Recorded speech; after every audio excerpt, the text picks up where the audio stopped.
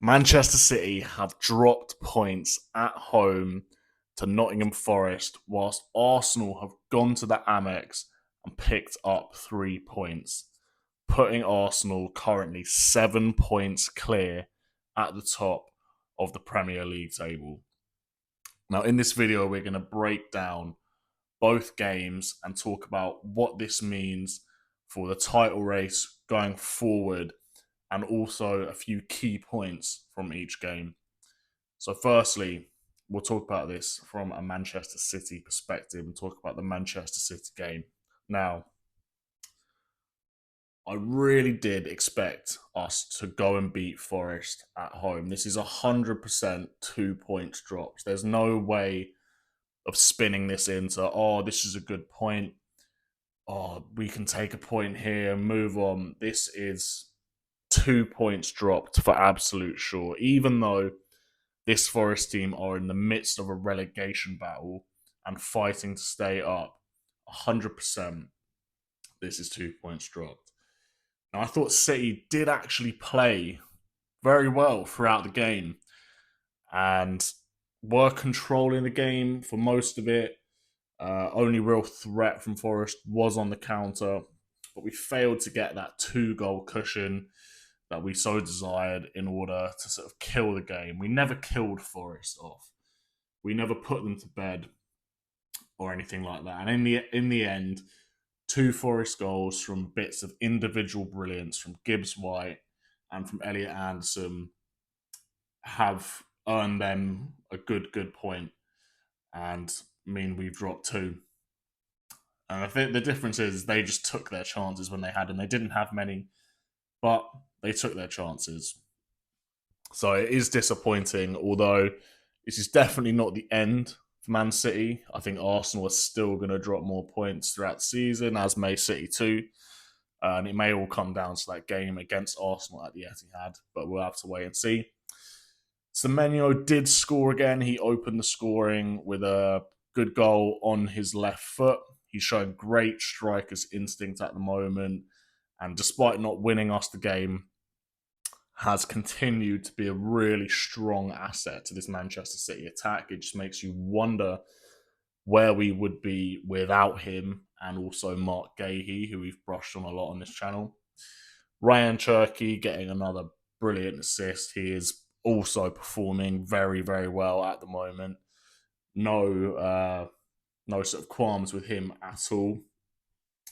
But someone we do have to continue on talking about from my last video about Manchester City is Phil Foden, who actually started the game today to my surprise, to be honest. You can never be 100% certain who Pep is going to start in any of his games. But from someone who hasn't even been coming off the bench for minutes at the end or to make a difference in games at the moment, I was surprised to see Foden starting in that number 10. Obviously, we had the injury to Nico O'Reilly, so someone had to come in, but I expected it to maybe be a Reinders or even a Doku and shift a few things around. But no, Foden came in. And to be honest, it was a diabolical performance from Foden. He looked disconnected from the team. His touch was off. He wasn't sharp at all. And yeah, he looked like he was out there just plainly to survive rather than to actually make an impact on the team and in the game. Very, very disappointing. Now, the worrying thing is with Phil Foden is he's sort of drifted out of the limelight in the past couple of years, and it's very concerning when no one's talking about Phil Foden having bad games, not scoring goals, not even getting in the City team. That is concerning, and himself, Phil Foden, should be concerned that all of this is happening and there's no big talk about, oh, Phil Foden's not starting, Phil Foden's been dead. People don't expect anything from Foden at the minute, which is so sad because we all know when Phil Foden is on it. He is one of the best players for England and for Man City and in the Premier League.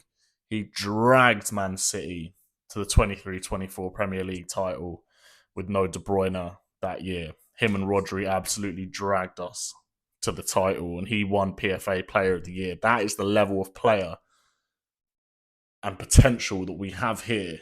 We just don't see it consistently enough, and we haven't seen it since that Euros, which was what, almost 2 years ago now. Basically two whole seasons.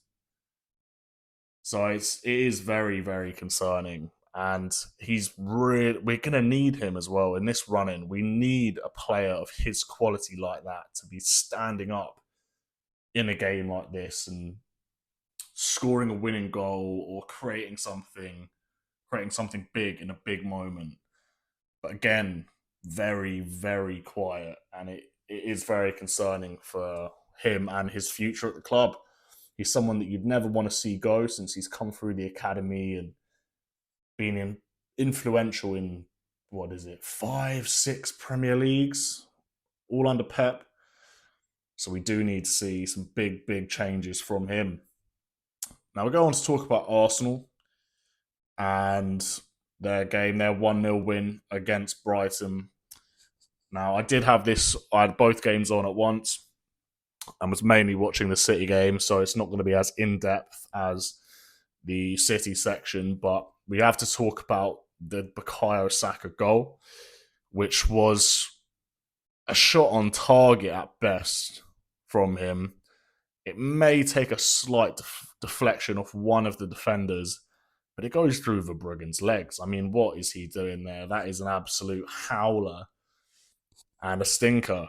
And by the looks of things, from Arsenal, they didn't actually create much at all and had barely any other chances. Only 0.43 XG created across the whole game, and that includes the goal.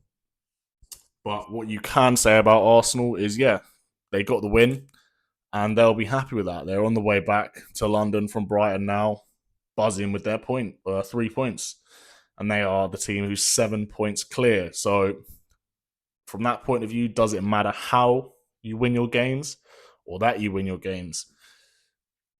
Now, the one thing where that could come back to bite them is if this type of play, this set piece heavy, low XG sort of safe style that Arsenal play, is that sustainable? That is the question. As a City fan, I'm gonna say no, because that is our hope. If Arsenal can keep closing out these games, they will go on to win the league. But I have faith that all of these sort of shoddy performances, just scraping over the line, is eventually going to catch up to them. So let me know in the comments, what do you think? Will that catch up to them, or are Arsenal going to keep on 1-0 to the Arsenal to the Premier League title? Like, subscribe, let me know down below.